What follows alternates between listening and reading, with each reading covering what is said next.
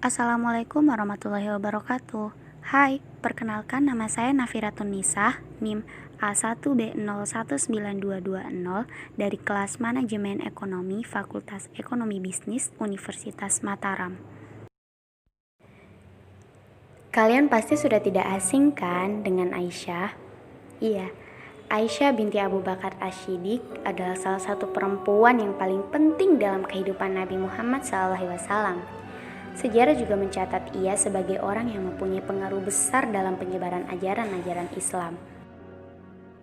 Aisyah dikenal sebagai periwayat hadis terbesar pada masanya. Dia juga merupakan seseorang yang fasih, cerdas, dan mempunyai ilmu bahasa yang tinggi. Ia dilahirkan di Mekah sekitar tahun ke-8 sebelum Hijriah. Ketika Khadijah meninggal dunia, Rasulullah merasa amat sedih.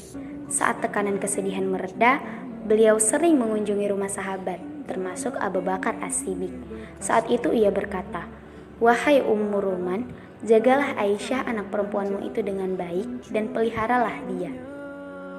Karena pesan Rasulullah ini, Aisyah jadi punya kedudukan istimewa dalam keluarganya.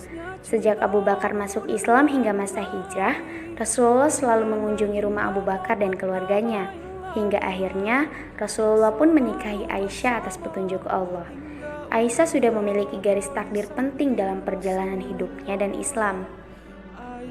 Pernikahan ini terjadi di Mekah pada bulan Syawal, 3 tahun sebelum Hijriah. Pada saat itu, Aisyah berumur 7 tahun. Rasulullah baru membangun bahtera rumah tangga dengan Aisyah ketika ia berumur 9 tahun di Madinah pada bulan Syawal tahun pertama Hijriah. Rasulullah banyak mengajarkannya fikih dan ilmu-ilmu tentang perempuan. Aisyah adalah seorang wanita yang paling beruntung yang dimilikinya dan paling dicintainya di antara istri-istri Rasul yang lain. Saking cintanya Rasulullah SAW pada Aisyah, beliau mendoakannya dengan doa, "Ya Allah, ampunilah Aisyah dari dosanya yang telah lalu dan yang akan datang, yang tersembunyi dan yang terlihat." Aisyah juga amat mencintai Rasulullah SAW. Namun, perjalanan mereka tidak selalu mulus. Banyak masalah, iri, cemburu, dan lainnya yang menghampiri mereka. Hingga pada suatu ketika, Nabi SAW datang padanya dan menawarkan perpisahan. Rasulullah berkata, "Aku akan menawarkan padamu suatu perkara. Kau tidak perlu terburu-buru untuk memutuskannya hingga kau berdiskusi dengan kedua orang tuamu." Aisyah bertanya, "Tentang apa ini ya Rasulullah?" Kemudian Nabi Muhammad SAW membacakan ayat Al-Quran. "Hai Nabi, katakanlah kepada istri-istrimu, jika kamu sekalian mengingini kehidupan dunia dan perhiasannya, marilah supaya aku berikan kepadamu mut'ah dan aku ceraikan kamu dengan cara yang baik.